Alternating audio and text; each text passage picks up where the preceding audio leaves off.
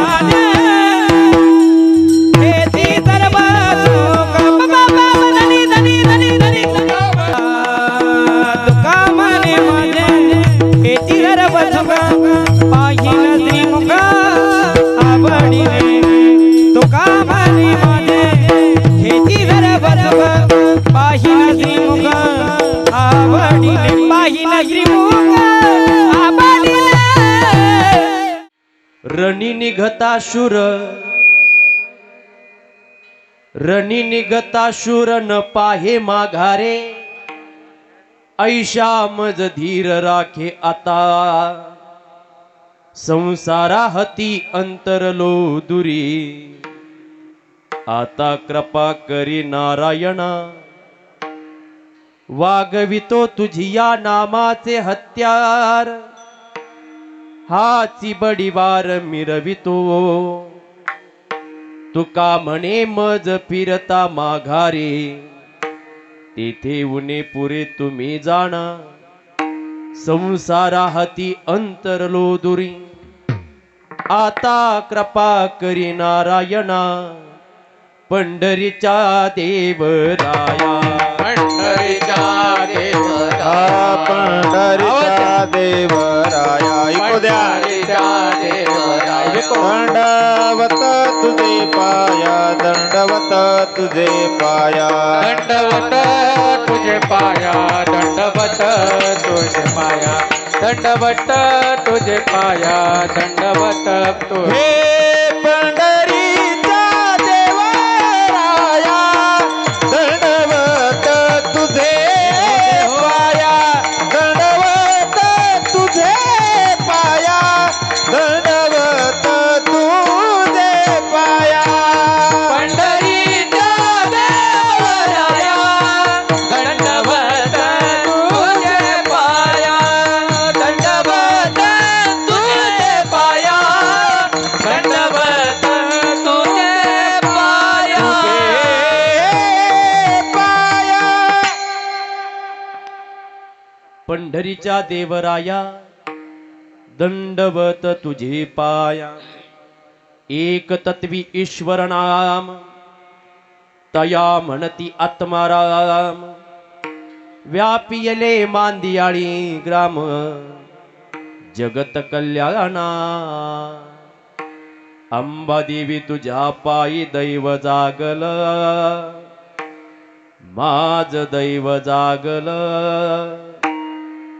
दुःख सार गेल आता माझ्या मागल कमी कधी नाही आई दुबळ्या संसारात खरी भक्ती आहे आई नित्य अंतरात रोज रोज भक्तीच वेळ लागल आई वेळ लागल दुःख सार गेल आता माझ्या मागल व्हावी पूर्ण कृपा गुरु मज बरी प्रातीत व्हावे तुला वारी सर्व अरिष्ट निवुनलया सम्मोह जो जाहला अज्ञानांध जनांसी मुक्त करुणी शांती पदी बैसवी विनंती हीच असे न मागत तुझे भक्ती तुझी ती हवी अवधूत चिंतन श्री गुरुदेव दत्त नम पार्वती पते हर हर महादेव जयाच्या शिरी रंग केशरी शोभे तुझा पांढरा पाहता चित्त लोभे हिरवा तिजा शांती देई मनाला नमस्कार माझा त्या तिरंगी ध्वजाला रण मैदानी झुंजला रण मैदानी झुंजला कधी मागणा सरला आला जर का मोर कुणी चारी मुंड्याचीत केला करीतो वंदन मी कुल दैवताला शूर शिव बा संभाजी राजाला मस्तक हे पायावरी मस्तक हे पायावर मस्तक हे पायावरी मस्तक हे पायावर वार करी संतांच्या वार करी संतांच्या वार करे संतांच्या वार करे संतांच्या वार करे संतांच्या हे मस्तक हे पायावरी वार करी संतांच्या वार करी संतांच्या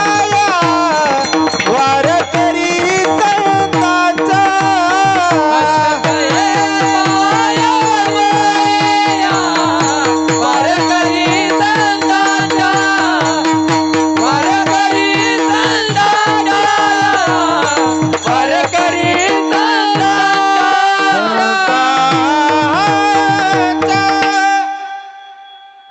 मस्तक हे पायावरी या वारकरी संतांच्या रणी निघता शुर न पाहे माघारे ऐशा मज धीर राखे आता संसारा हाती अंतरलो दुरी आता कृपा करी नारायणा.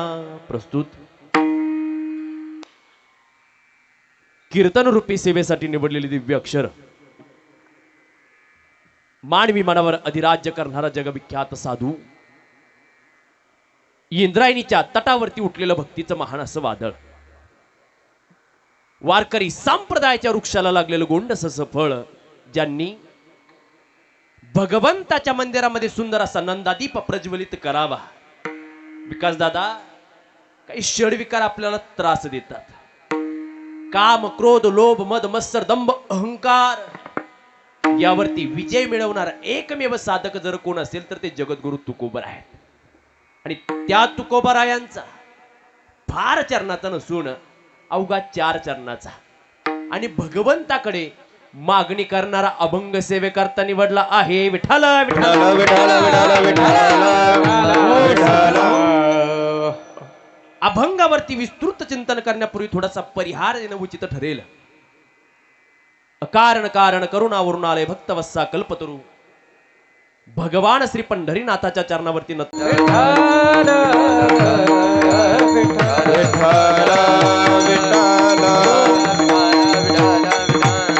सज्जना हो.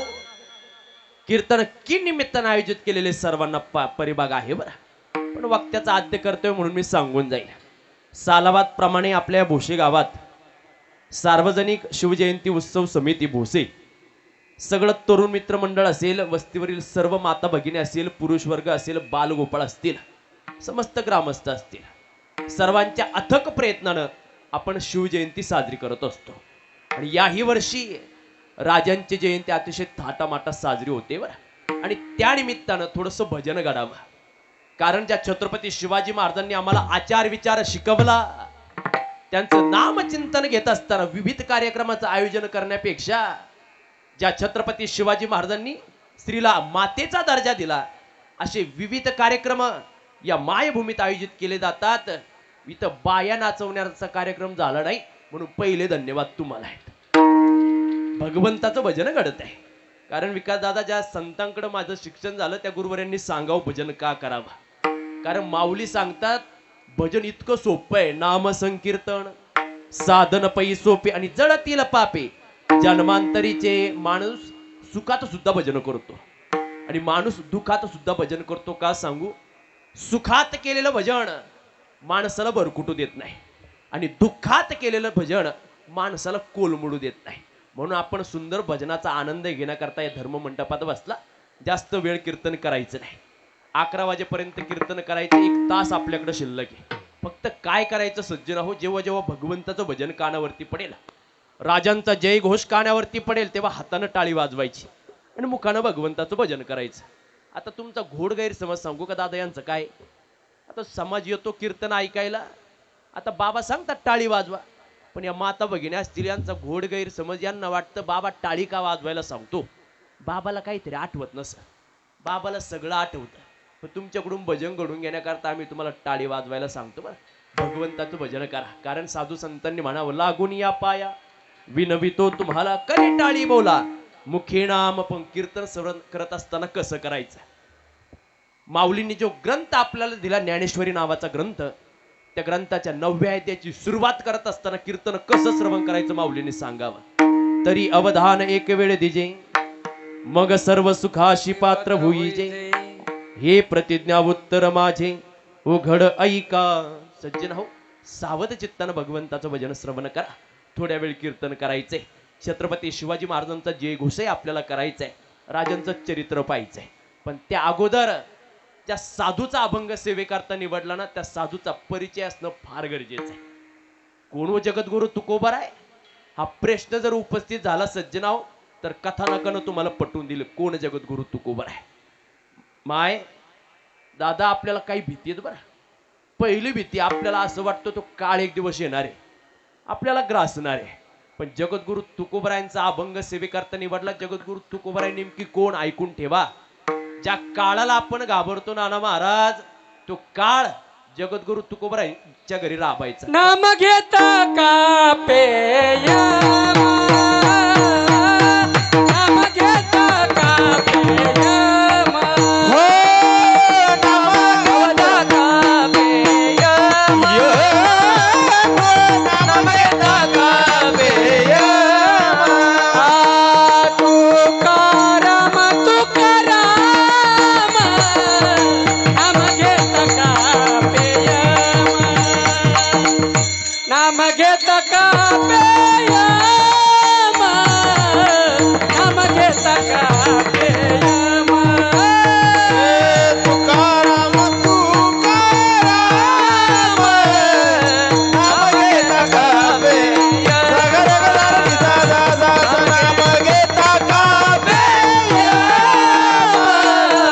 नाम घेता का पेय, नाम घेता का पेय, नाम घेता का पेय. सज्जन हो, त्या तुकोबारायांचा अभंग निवडलाय. तो काळ जगद्गुरु तुकोबारायांच्या घरी राबायचा. काळ गुलाम सलाम करी, तुक या घरी राबतसे. आणि आता जगद्गुरु तुकोबारायांना नेण्याकरता विमान आलं. विमान असं उंचीवरती होतं, त्या काळाच्या डोळ्यात पाणी होतं.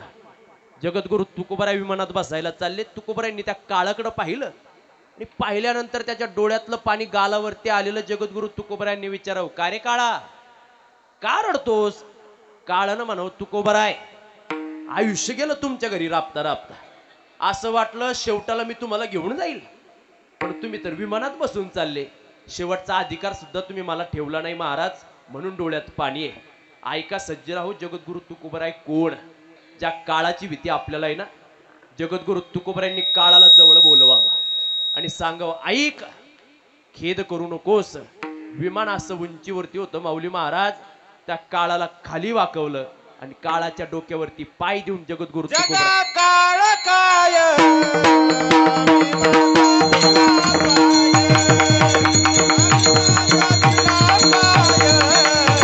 आम्ही माता दिला पाय. ए जगा काय काय, आम्ही माता दिला पाय, आम्ही माता दिला पाय, आम्ही माता दिला पाय. दिला पाय.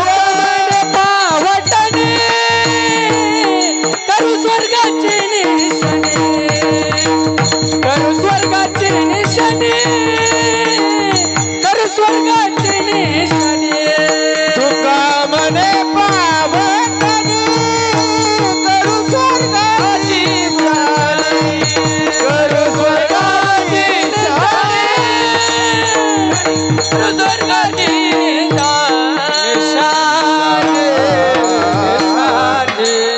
एवढा अधिकार जगद्गुरु तुकोबारायांचा आहे.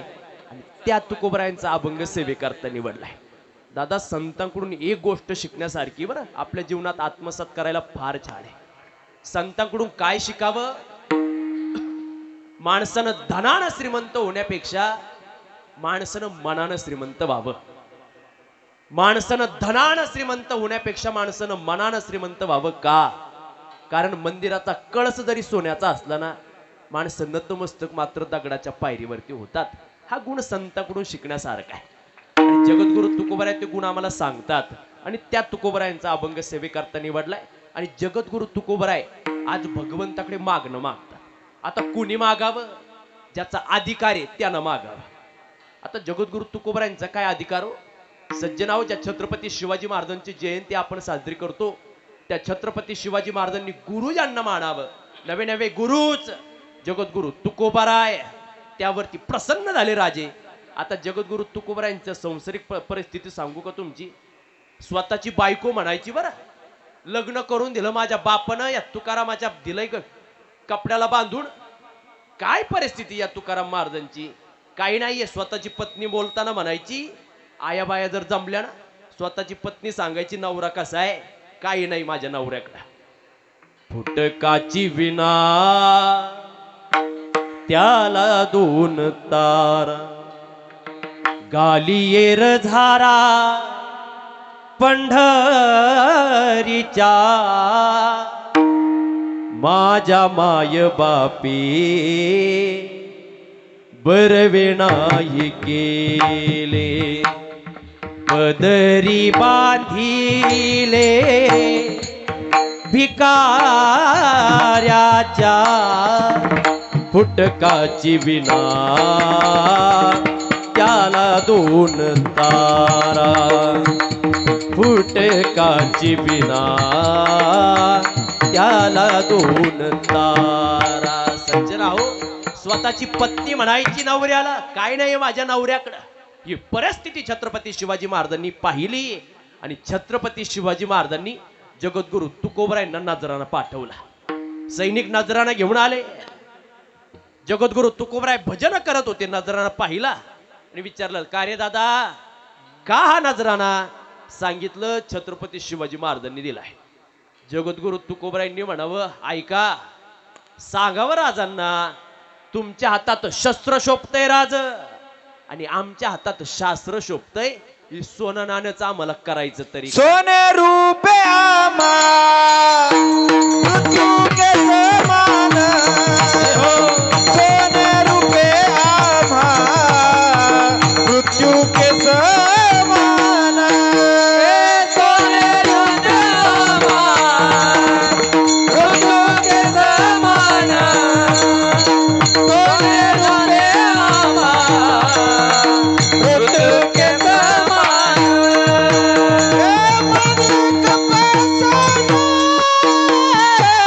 माणिक पाषाण कैने कैसे, अनेक भाषण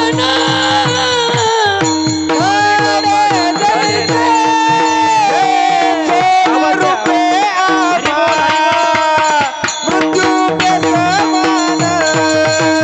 सोने रूपे आम्हा मृत्यू के समान, सोने रूपे आम्हा मृत्यू के समान, सोने रूपे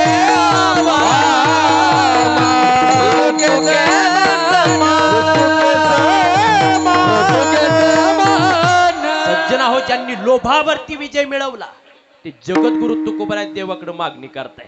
आता जगद्गुरु तुकोबरायांनी मागणी हे समीकरण न जुळण्यासारखं आहे बरं.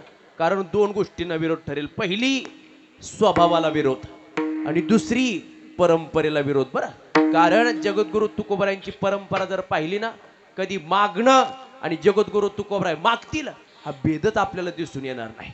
स्वभावालाही विरोध, परंपरेलाही विरोध. सज्जनाव जगद्गुरु तुकोबराय मागणी करतात. आता कोणाकडे मागावं हा महत्वाचा प्रश्न आहे. कोणाकडे मागावं? ज्याच्याकडे द्यायला काहीतरी आहे त्याच्याकडे मागितलं पाहिजे आपण. आज कीर्तनातून या 5 गोष्टी घेऊन जा बरं. कोणाकडे मागावं? पहिलं मागणं जर आपल्याला मागायचं ठरलं ना माता मावलो मुलींनो, पहिलं मागणं मागायचं ते आपल्या आईकडं, दुसरं मागणं मागायचं ते आपल्या बापाकडं, तिसरं मागणं मागायचं या समाजाकडं, चौथं मागणं मागायचं ते संतांकडं आणि 5वं मागणं मागायचं ते देवाकडं. विठाला विठाला. हो, सज्जना हो. मग तुम्ही म्हणाल आईकडं काय मागायचं? आईकडं मागा प्रेम.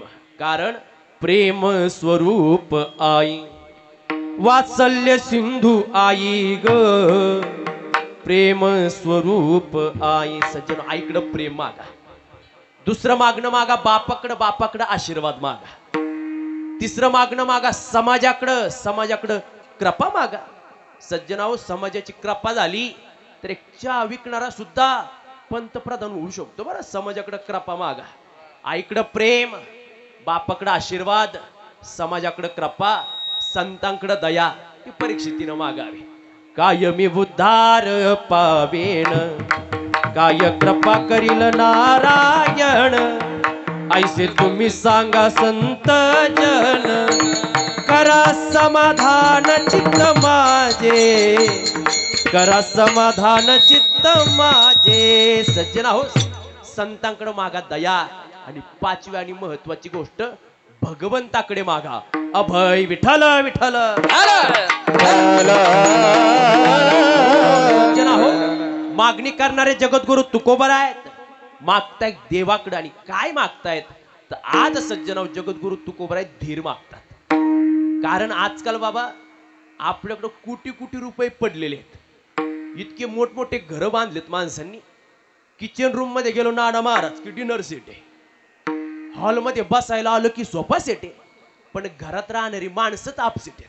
त्यांच्या डोक्यात काय विचार चालला तोच कळेना. पण सज्जना हो, अपसेटपणा दूर करायचा असेल तर कुणीतरी धीर द्यायला पाहिजे. धीर द्यायला पाहिजे. मग 5 गोष्टी मी तुम्हाला ज्या सांगितल्या ना, त्या 5 गोष्टी आई, वडील, समाज, संत आणि भगवंत आपल्याला धीर देतो. आज जगद्गुरु तुकोबराय भगवंताकडे धीर मागतात बरं. आता जगद्गुरु तुकोबराय देवासमोर उभे आहेत. देवानं जगद्गुरु तुकोबरायांकडे पावन म्हणावं, महाराज माझी भक्ती करता तुम्ही, अहो मागा काहीतरी, फार ऋण आहे तुमचं माझ्यावरती, मागा. जगद्गुरु तुकोबरायांनी सांगाव, मी काय मागत नाही गड्या. माझ्या जीवनात काही न मागणे अमानुषिक, काही न मागणे हे अनुचित, काही न मागे अमानुचित, काही न मागे अमानुचित. वडिलाची रीत तानाटक, वडिलाची रीत तानाटक, काही न मागणे अनुभूतीत, काही न मागणे अनुभूतीत. वडिलाची रीत जावनाचे, वडिलाची रीत जावनाचे, काही मागणे अमानुषित, काही मागणे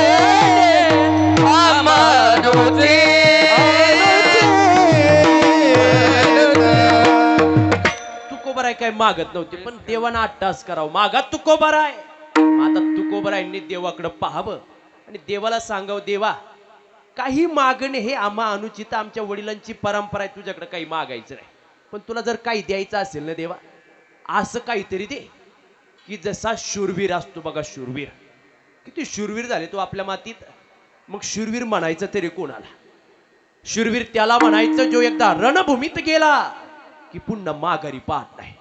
अरे जीव गेला तरी चालेल, पण देशाकरता, धर्माकरता, संतांकरता, भगवंताकरता आपलं आयुष्य पणाला लागलं तरी चालेल, पण माघारी फिरायचं नाही. जगद्गुरु तुकोबराय देवाला सांगतात, ही वीरांची भूमी आहे, ही शूरांची भूमी आहे. आणि या मातीतला शूरवीर एकदा रणांगणात गेला की पुन्हा माघारी फिरत नाही. देवा तुझ्याकडे आज अभय मागतोय, मला जर द्यायचं ठरलं तर धीर दे. कसा धीर देऊ महाराज?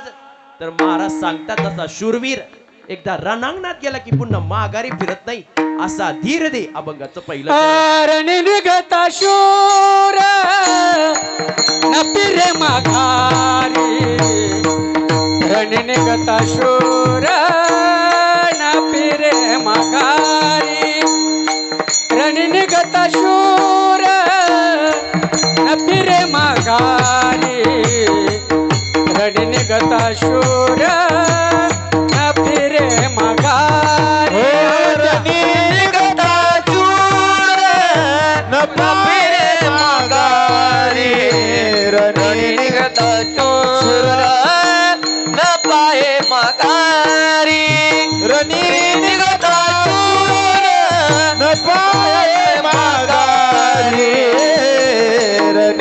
निघता शूर न पाये माघारी रण निघता शूर न फिरे माघारी रण निघता शूर न फिरे माघारी रण निघता शूर न फिरे माघारी रण निघता शूर न फिरे माघारी ओरणी निघता शूर न पाये माघारी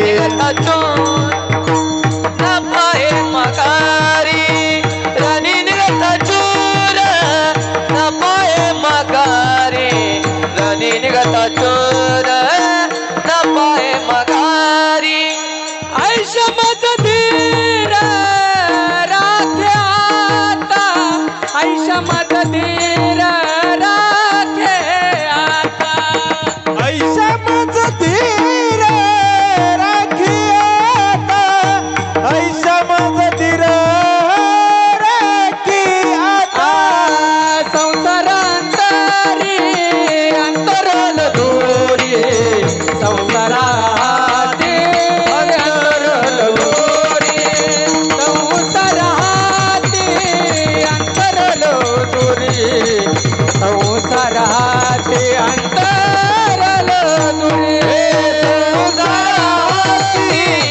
अंतरल तोरी संसाराती अंतरल तोरी संसाराती अंतरल तोरी संसाराती अंतरल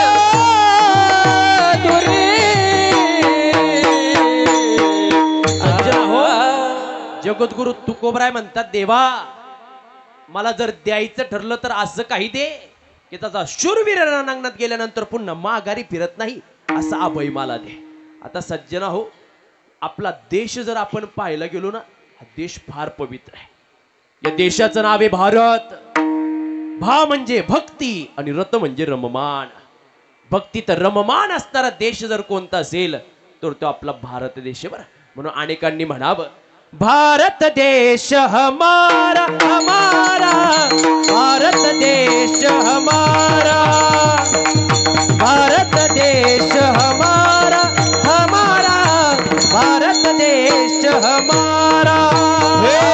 भारत देश हमारा हमारा भारत देश हमारा भारत देश हमारा हमारा भारत देश हमारा जिस देश में संत महता जिस देश में संत महता संतों का उजियारा हमारा भारत देश हमारा भारत देश हमारा हमारा भारत देश हमारा भारत देश हमारा हमारा भारत देश हमारा भारत देश हमारा हमारा भारत देश हमारा. देश पवित्र आहे. या देशाचं भवितव्य घडवण्याकरता अनेक गोष्टी पुढे येतात बरं. अनेक गोष्टी पुढे येतात. अनेक गोष्टी, अनेक लोक देशाचं भवितव्य मातीला मिळवण्याकरता प्रयत्न करतात. गोड सांगावं, तीन सजावत देश को सती संत और शूर, तीन लजावत देश को कपटी कायर और क्रूर. सज्जना हो, या देशाचं भवितव्य तिघांनी घडवलं. या माता माऊल्या धर्ममंडपात बसतात ना, या माता माऊलींनी देशाचं भवितव्य घडवलं.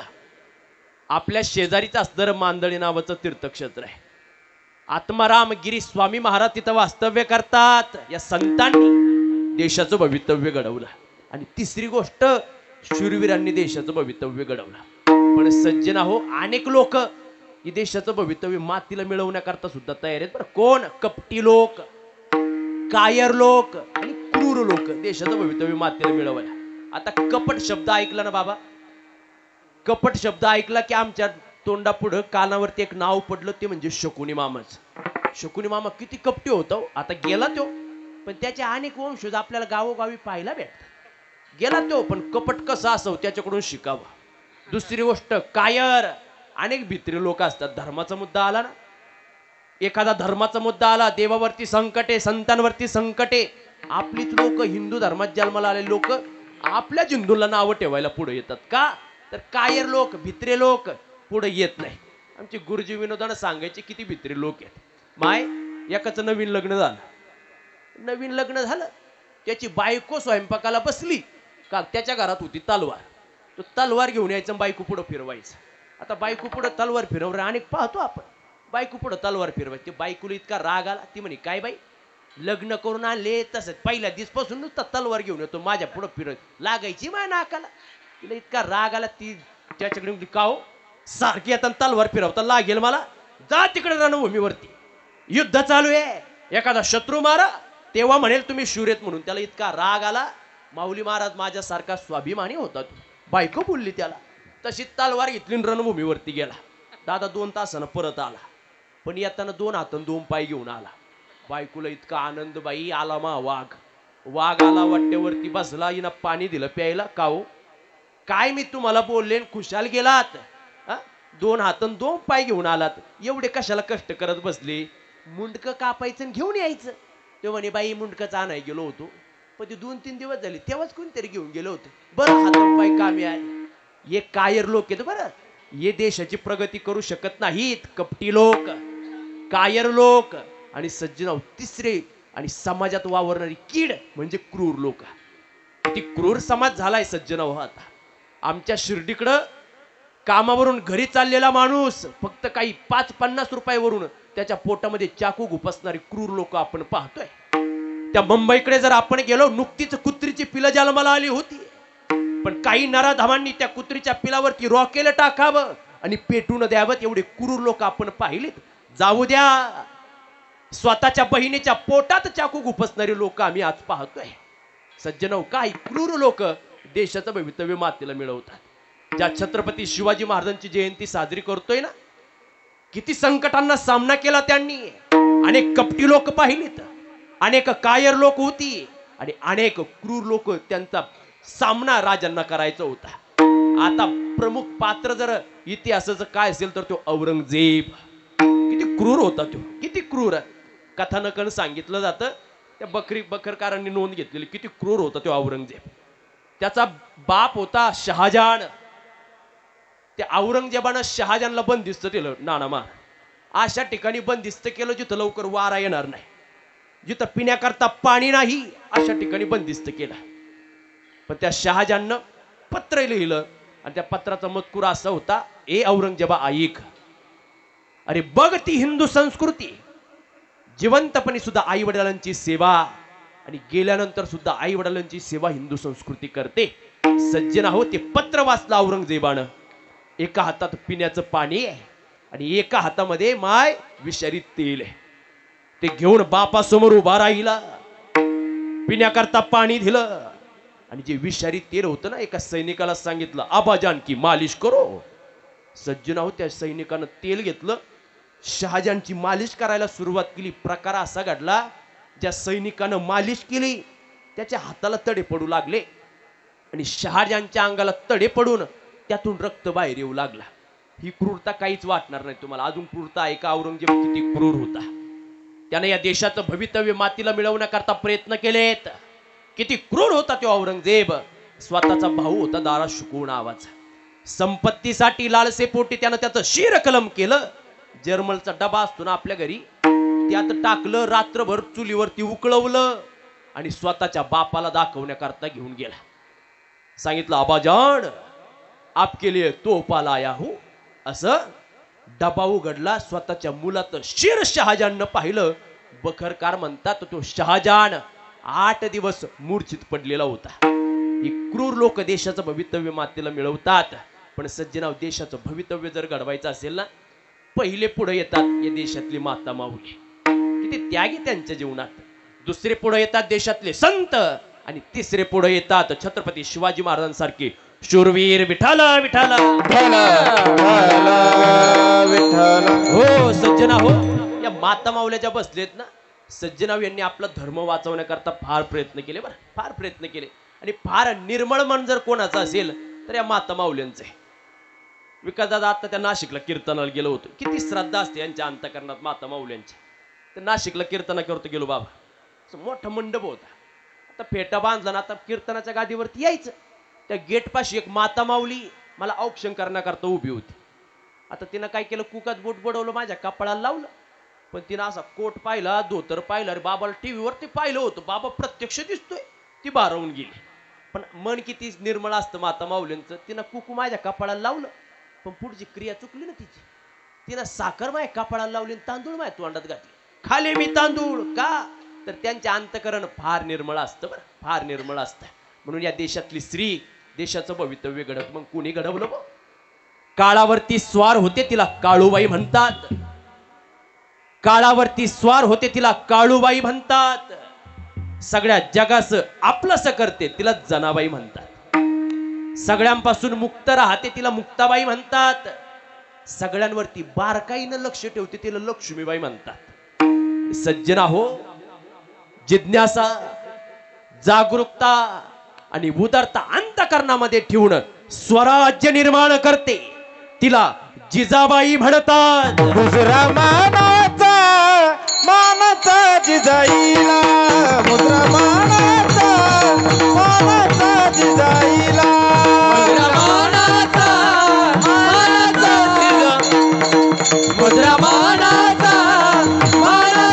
जिजाईला. धन्य धन्य थोर आई शिवरायाची जिजाई, धन्य धन्य थोर आई शिवरायाची जिजाई. आज पूजित महाराष्ट्र सारा, मुजरा मानाचा जिजाईला, मुजरा मानाचा जिजाईला, मुद्रा मानाचा जिजाईला, मुद्रा मानाचा जिजाईला. हो सज्जन हो, जिजाबाई साहेब असतील, अहिल्याबाई होळकर असतील, यांनी देशाचं भवितव्य घडवलं. आज एक मुनी बसलेले आहेत आज कीर्तनामध्ये. तुम्हाला सुद्धा देशाचं भवितव्य घडवायचंय बरं. आमचे माऊली महाराज गोड सांगतात, नाना महाराज, शिकायला लाजू नको ग, येड्यावानी वागू नको ग, अग आडानी राहून बाई ग, वाटोळ करू नको ग, शिकली नाही ती नागून भाग, ज्ञान कसा तिच्याकड मागू, तिच्या दारिद्र्य दुःखाची परवड कुणाला सांगू, अगला उगला ज्ञानाचं कुंकू कपाळीला, शिकायला लाजू नको ग, येड्यावानी वागू नको ग, अग आडानी राहून बाई ग, वाटुळ करू नको ग. सज्जनाव, देशातली स्त्री देशाचं भवितव्य घडवते. दुसरी गोष्ट, देशातील संत देशाचं भवितव्य घडवतात. विठ्ठल विठाला विठाला विठाला विठाला विठ्ठल.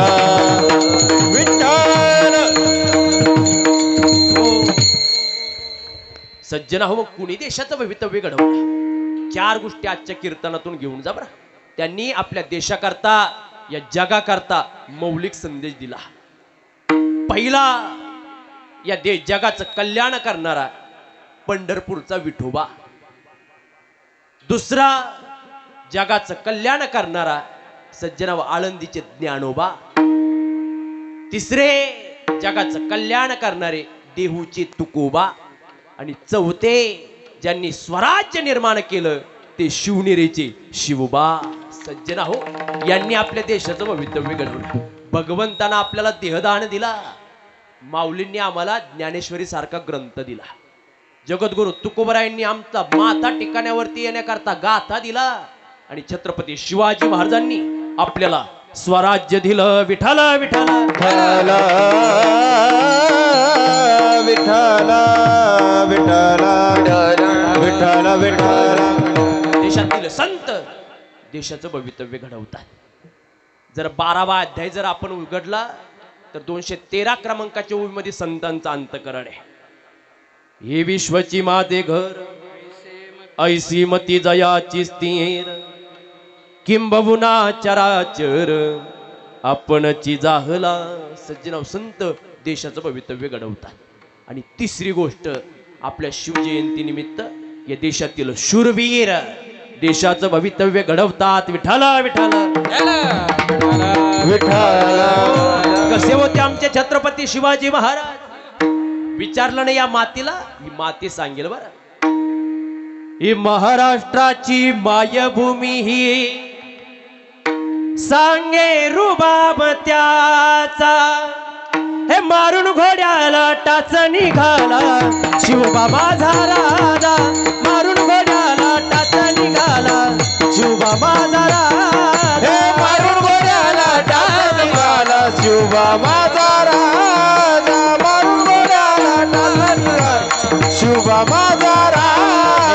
महाराष्ट्राची मायभूमी सांगे रुबाब त्याचा. महाराष्ट्राची मायभूमी सांगे रुबाब त्याचा. मारून घोड्याला टाच निघाला शिवबा माझा राजा. मारून घोड्याला टाच निघाला शिवबा माझा राजा. मारून घोड्याला टाच निघाला शिवबा माझा राजा. मारून घोड्याला टाच निघाला शिवबा माझा राजा. सज्जना हो, एवढे शूरवीर आमचे छत्रपती शिवाजी महाराज.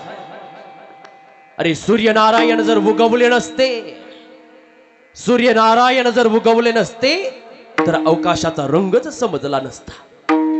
सूर्यनारायण जर उगवले नसते तर आकाशाचा रंगच समजला नसता. आणि छत्रपती शिवाजी महाराज जर जन्माला आले नसते तर हिंदू धर्माचा खरा अर्थच समजला नसता. का सज्जना हो, छत्रपती शिवाजी महाराजांवरती लहानपणापासून तसे संस्कार झाले. आता आम्ही आलो, आता मी आल्यानंतर तुमची लहान लहान मुलं किती गोड भाषण करत होते. फार कुतूहलानं ऐकत होतो मी. एवढे एवढे पोरं पण अतिशय जिद्दीनं भाषण करत होते. का तर आपला धर्म, आपल्याला माऊलींनी धर्माची व्याख्या सांगितली बरं. येत वडील जे जे करीती तया नाम धर्म ठेवीती मग येरते अनुष्ठिती सामान्य सकळ. कारण तुम्हीच मुलाबाळांना शिकवलंय देशाची सेवा, धर्माची सेवा, संतांची सेवा, म्हणून मुलं ते अनुकरण करताय. जर तुम्ही जर रात्री 12 वाजता 90 मारून आले असते तर पोरं इथं बोलले असते का? ते म्हणले चला भात खाऊन निघू घरी. का तुम्ही त्यांच्यावरती आचार विचार शिकवलेत. तुम्ही बलिदान मास पाळता, छत्रपती शिवाजी महाराजांची जयंती साजरी करता, तेच अनुकरण तुमची मुलं करता. पण माऊली सांगतात बरं, आई वडील जसं वागतात तसं मुलं वागत असतात. आमचे गुरुजी विनोदान सांगायचे. काय झालं, एक वडील कामावरून घरी आले, पोरग खेळत होतं, ती माती खेळत होतं. बापानं पाहिलं पोराकडं, म्हणे काय अरे मूर्खा माती खेळतोस होय घरात. ते पोरग घरात गेलं. वडील घरात गेले, पत्नीला विचारलं काय स्वयंपाक केला. पत्नीनं सांगितलं अहो आज कालवणाला काही नव्हतं म्हणून पीठ लावून भाकर केलं. ते नवऱ्याला इतका राग आला, तुम्ही का ग थकून भागून माणूस आहे, तो मूर्ख आहे का ग तू. सारखा मूर्ख शब्द त्या बापाच्या तोंडात बिजू घातलेला. आता पोरानं त्याचं अनुकरण केलं. एक दिवस रविवारचा दिवस, बाप पेपर वाचित बसलेला. ते पोरग आलं, 1-2 काडीची पेट्या. आता पोराला खेळायला काय लागतं, 2-3 दगड पडेल असले तरी ते दगडासोबत खेळत बसतं. पोराने 1-2 काड्याच्या पेट्या घेतल्या, एकाला एक जॉईंट केल्या. पोरग आगिंगाडी खेळायला लागलं. पण पोरग आगिंगाडी खेळताना म्हणत होतं ज्या मूर्खांना गाडीत बसायचं ते लवकर गाडीत बसा, ज्या मूर्खांना गाडीतून खाली उतरायचं ते लवकर खाली उतरा. ती बाप पेपर वाचित होता, त्यानं पेपर बाजूला केला आणि पोराकडे पाहिलं. त्याला म्हणे पापे इकडे. पाप्याला जवळ घेतलं, खाण दिशी त्याच्या कानाखाली मारली. ते पोरग रडायला लागलं. कोपऱ्यात गेलं, अर्धा तास रडलं. बापाला वाटलं आता तरी पोरग सुधरेल, आता म्हणणार नाही मूर्ख. अर्ध्या तासानं पोरग जिथं गाडी खेळत होतं तिथं आलं, पुन्हा गाडी खेळायला लागलं. पोरग पुन्हा तेच म्हणत होतं ज्या मूर्खांना गाडीत बसायचं ते लवकर गाडीत बसा, ज्या मूर्खांना गाडीतून खाली उतरायचं ते लवकर खाली उतरा. आत्ताच एका मूर्खामुळं गाडी अर्धा तास लेट झालेली. का सज्जना हो, येत वडील जे जे करीती तया नाम धर्म ठेवीती. ते लहान पोरं सांभाळायचे म्हणले फार आता ते लॉकडाऊन पडलं होतं ना महाराज. 2-3 गावातले लोक आले, त्यांनी सांगितलं महाराज क्लास घ्या तुम्ही. आता क्लास घ्यायला सुरुवात केली. अनेक विचित्र पोरं यायची, अनेक विचित्र. आमच्या जवळ अश्विनाथांची समाधी आहे. गेलो तिथे सहल घेऊन. आता पोरांनी डबे आणलेले, पोरं त्यांचा त्या डबा काढला आणि खाऊ लागले. मी तसाच बसलेलो होता. सकाळचा प्रार ते एक पोरगा आले म्हणे, गुरुजी डबा आणला नाही का? म्हटलं नाही गड्या. मग देऊ का? म्हटलं नको नको तू खा. अहो गुरुजी खा भजेत. अरे म्हटलं भजेत? आता भजे माझ्या आवडीचे. म्हणे खा गुरुजी. आता म्हटलं अरे पट्ट्या खाली असते पण तुझी आई बोलेल ना. ते पोरगा म्हणे काय काळजी करू नका, मी माझ्या आईला सांगेल खाली कुत्र्यानं म्हणून. अरे तुम्ही काय कुत्रा आहे का काय? सज्जन एवढी विचित्र पोरं असतात बाबा. त्या खानदेशाकडे गेलो होतो. आता प्रत्येक भागात गेल्यानंतर भाषा वेगळी असते. आता तुमच्याकडे आलो तुमची भाषा थोडी वेगळी, आमच्याकडे तुम्ही आला शरीरकडे थोडी भाषा वेगळी. त्या खानदेशाकडे गेलो.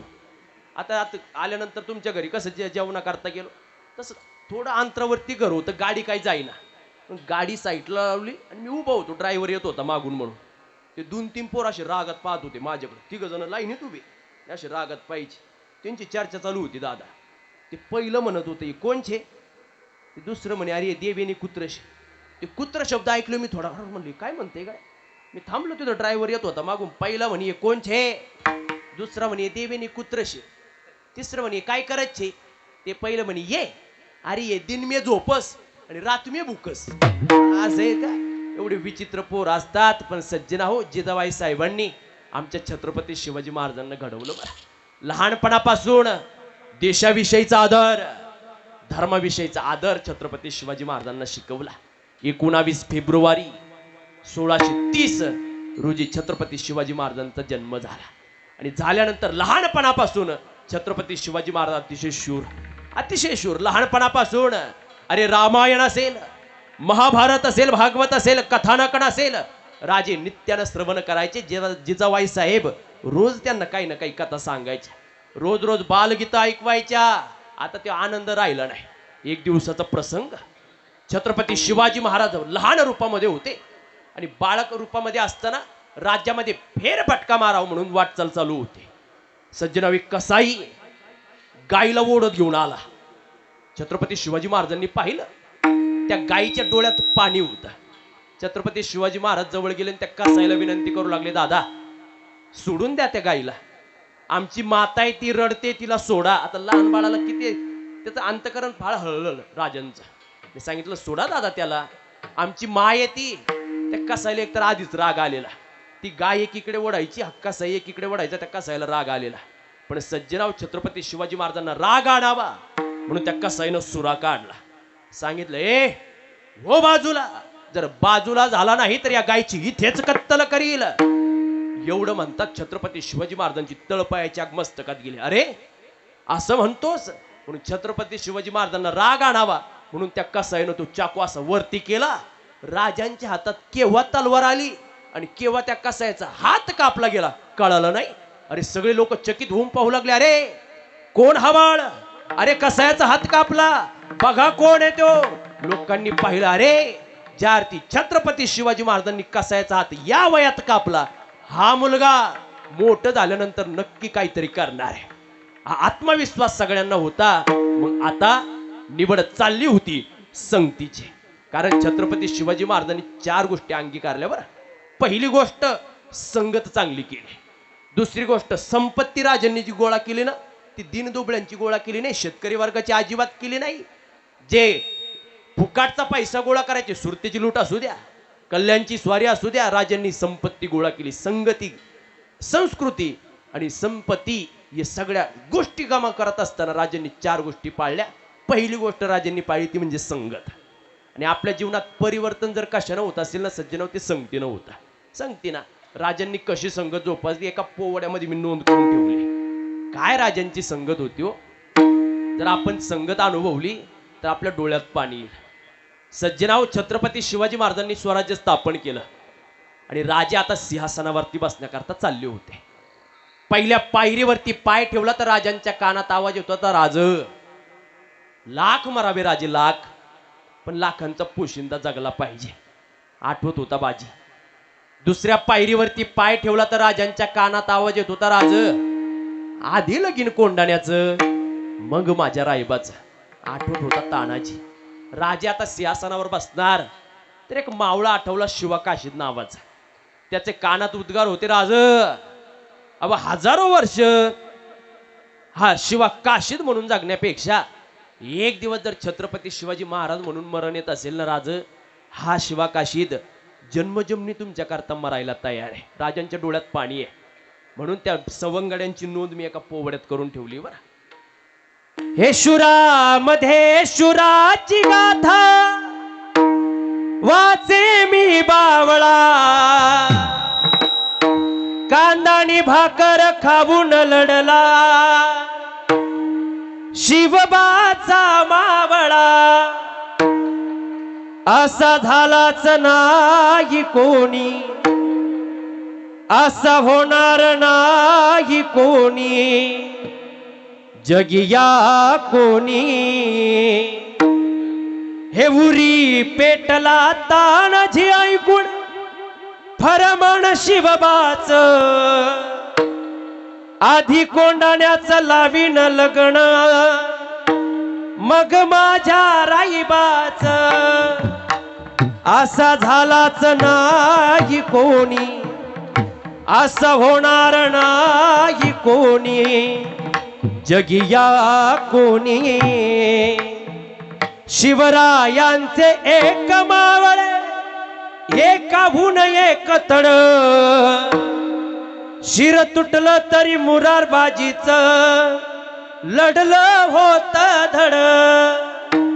असा झालाच नाही कोणी, असं होणार नाही कोणी, जगिया कोणी. सज्जना हो, छत्रपती शिवाजी महाराजांनी पहिली गोष्ट जोपासली ती म्हणजे संगत. आता हीच ओढ चालली होती स्वराज्य स्थापनेकडे. सज्जना हो, रायरेश्वराच्या मंदिरात सगळे जण जमले आणि एक जय घोष झाला. तो जय घोष आपल्याला करायचा आहे. सर्वांनी टाळी वाजून जय घोष करायचा आहे. त्या रायरेश्वराच्या मंदिरात सर्व सवंगडी जमले आणि कोणता जय घोष झाला? ओम नमः शिवाय, ओम नमः शिवाय, नमः शिवाय, ओम नमः शिवाय. हे नागेंद्र हाराय त्रिलोचनाय भस्माकरागाय महेश्वराय नित्याय शुद्धाय दिगंबराय तस्मै नकाराय नमः शिवाय. नमः शिवाय, ओम नमः शिवाय, ओम नमः शिवाय, ओम नमः शिवाय. कर्पूर गौरव करुणावतार संसार सारम मुलगेंद्र हारम सदा वसंत हृदयार बिंदे अभय भवानी सैन्यम नभावी. ओम नमः शिवाय, ओम नमः शिवाय, ओम नमः शिवाय, ओम नमः शिवाय. सज्जना हो, शपथ होणार होती या जगामध्ये दुधाचे अभिषेक करणारे अनेक राजे आम्ही पाहिले. या जगामध्ये दुधाचे अभिषेक करणारे अनेक राजे आम्ही पाहिले, पण स्वतःच्या रक्ताचा अभिषेक करणारा एक राजा होऊन गेला. त्याचं नाव छत्रपती शिवाजी महाराज. सज्जना हो, स्वराज्य स्थापनेची प्रतिज्ञा झाली, पण आता स्वराज्यावरती संकट संकट संकट येत होते. पण आमचे छत्रपती शिवाजी महाराज घाबरण्यांमधले नव्हते बरं. आता राजांचं चरित्र गायचं ठरलं, पोवाडा झाला नाही की तसं अंगाला उरूप येत नाही आणि कीर्तन झाल्यासारखंही वाटत नाही. छत्रपती शिवाजी महाराज आता स्वराज्य स्थापनेच्या दिशेने आगेकूच चालू होती, पण आता एक संकट येणार होता. अनेक संकट स्वराज्यावरती आली, पण प्रत्येकाला तोंड देत राजे समोर जात होते. सज्जना हो विडा पुढे होता आणि बेगम म्हणत होती, कोण उठाएगा इस विडे को, आओ बिडा बिठाओ आणि पकड की लाव उस शिवा को. आता सज्जना इथं थोडस मार्मिकता आहे बरं. आता कथा करतो ना आम्ही, त्या कथेतून सविस्तर सांगता येतं. विडा असा पुढं ठेवलेला होता, असे सैनिक उभे होते. बेगम साहेब म्हणायची, घ्या कोण उचलतंय विडा. एक शूरवीर अतिशय धप्पाड होता. बेगम साहेबांना तिच्याकडे पाहिलं आणि त्यांना सांगितलं, इकडे रे, घे ना विडा आणि छत्रपती शिवाजी महाराजांना पकडून. त्यांना फक्त छत्रपती शिवाजी महाराजांचं नाव ऐकलं आणि हेच केलं. हे कळतं ना काय? ते म्हणे, बेगम साहेबा काही सांगा तुम्ही, पण राजांना पकडायला नाही जाणार गडे मी. बेगम साहेबांना सांगितलं, असं का? ते उद्गार चारुदत्त आपल्यांनी लिहून ठेवलेले आहेत बरं. तो सैनिक पुढे झाला आणि बेगम साहेबांना सांगत होता, बेगम साहेब ऐका, ये जाऊ मला या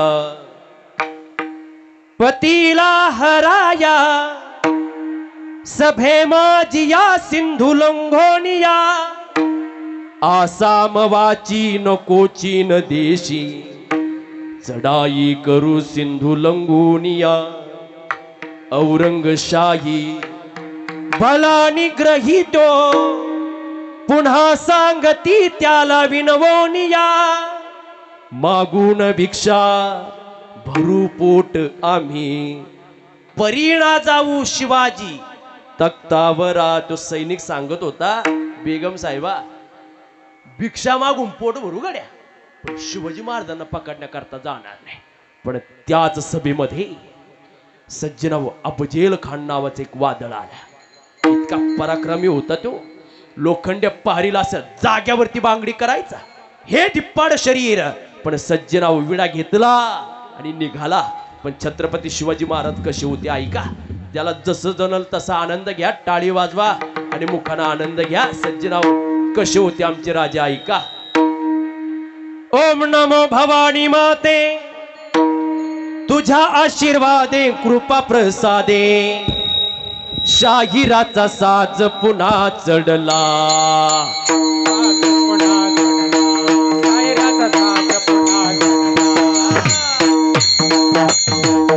टाळी बाय बाप टाळी. कसे होते आमचे राजे. अरे स्वतःच्या गळ्यामध्ये कवड्याची माळ घालून रयतेच्या पदरामध्ये सोन्याचं दान टाकणार आमचा राजा आहे. अफजल खान नावाचं वादळ येणार होत. पण सज्जना हो कसे होते आमचे राजे ऐका. ओम नमो भवानी माते, तुझ्या आशीर्वादे कृपा प्रसादे, शाहिराचा साज पुन्हा चढला. शाहिराचा साज पुन्हा चढला. शाहिराचा साज पुन्हा चढला. सूर तालाचा खेळ मांडला. सूर तालाचा खेळ मांडला.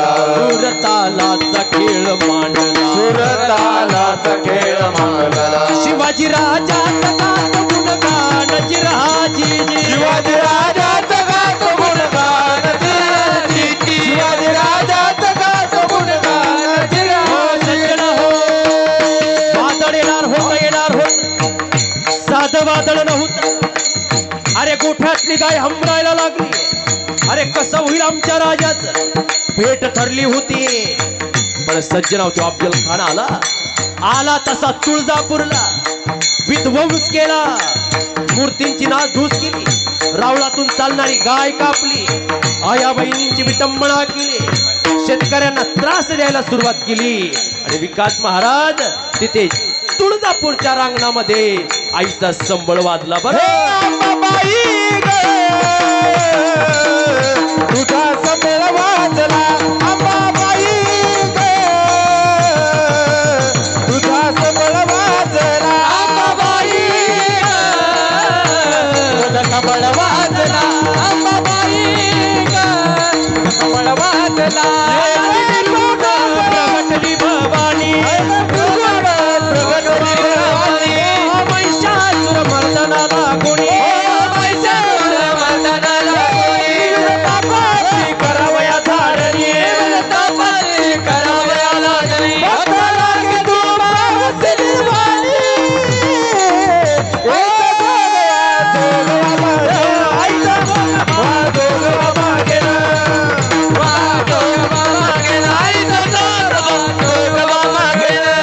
संबळ वाजला आईच्या दरबारात.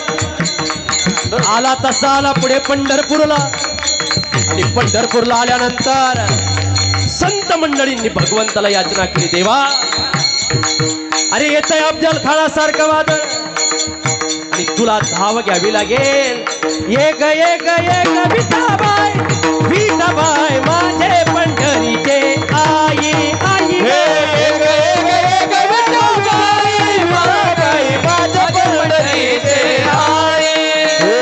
माझे पंढरीचे आई, माझे पंढरीचे आई, माझे पंढरीचे आई, माझे पंढरीचे आई. हे ग विठाबाई.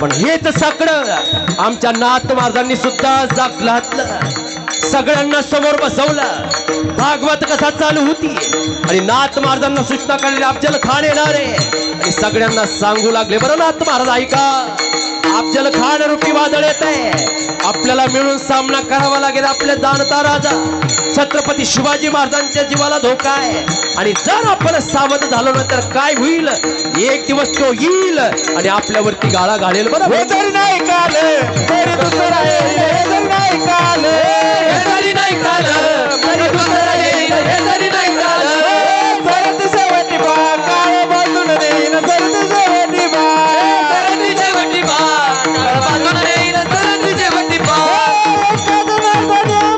काय बाजा येईल, एका जणाने आमचे काय बाजा येईल, कोणी बोलत रे का तुला माझारी, तुला माझारी, कोणी बोलत रे का तुला माझारी, पिंगळा महादोरी कोण बोलत दे का पिंगळा महादोरी, पिंगळा महादोरी कोण बोलत दे का पिंगळा महादोरी। सज्जनानाथ महाराजांनी सांगितलं, पण आता प्रतापगडाच्या पायथ्याशी भेट ठरली होती। आला खान आणि आल्यानंतर मर्द मावळा जागा झाला, मर्द मराठा जागा झाला।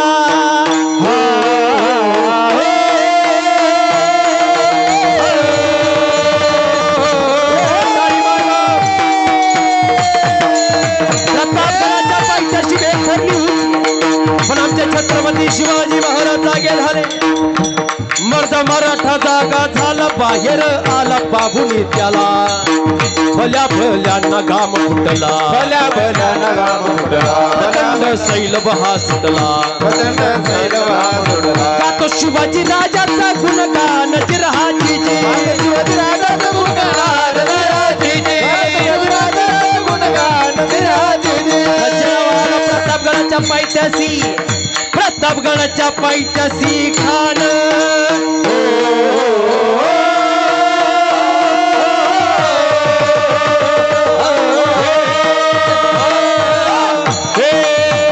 प्रतापगडच्या पायथ्याशी खानाला बेगुमान, नाही त्याला जाण शिवाजी राजाच्या कर्मतेची, शिवाजी राजाच्या कर्मतेची, याची नाही जाणीव शक्तीची, याची नाही जाणीव श्रद्धेची, हे करीन काही कल्पना युक्तीची, रजराजी करीन काही कल्पना युक्तीची, रजराजी करीन काही कल्पना युक्तीची, रजराजी येणार होत वादळ। सज्जनाव छत्रपती शिवाजी महाराजांनी शामियाना टाकला, त्याला सुंदर जिम बांधलेली, येणार होता तो आता भेट होणार। अफजल खान समोर आहे, राजे समोर आहेत आणि आता आलिंगन द्यावं म्हणून म्हणतोय का जा आओ शिवा गले लग जा, हे खान हाक मारितो हसरी, खान हाक मारितो हसरी, लोक नजर पहिली जिरा जिर जी जी जी जिरा जिरा जी जी जी, जिरा जिरा जी जी जी। सज्जना हो, खानाला आलिंगन दिल्याबरोबर दगा झालं, त्यानं राजांना दाबलं, चर्चत आवाज झाला, पण आमचे छत्रपती शिवाजी महाराजांनी वाघ नाख्यानं खान फाडला। छत्रपती शिवाजी महाराज की जय, धर्मवीर संभाजी महाराज की जय, जय श्रीराम, जय श्रीराम, जय श्रीराम। श्रीराम। सज्जना हो, राजांनी खान फाडला। जगद्गुरु तुकोबरायांनी नवल पाहिलं आणि देवाला सांगितलं, देवा काय देव जन्माला घातला रे तू, सैनिक आलं होतं, शत्रू आले होते, पण छत्रपती शिवाजी महाराज रणभूमीत उतरल्यानंतर पुन्हा माघारी पाहिलं नाही। रणी निघता शूर न पाहे माघारे, ऐशा मज धीर राखी आता, संसारा हाती अंतरलो दुरी, आता कृपा करी नारायणा विठोबा रखुमाये। जय विठोबा रखुमाई, हा विठोबा रखुमाई, जय विठोबा रखुमाई, विडोपा रखुमाई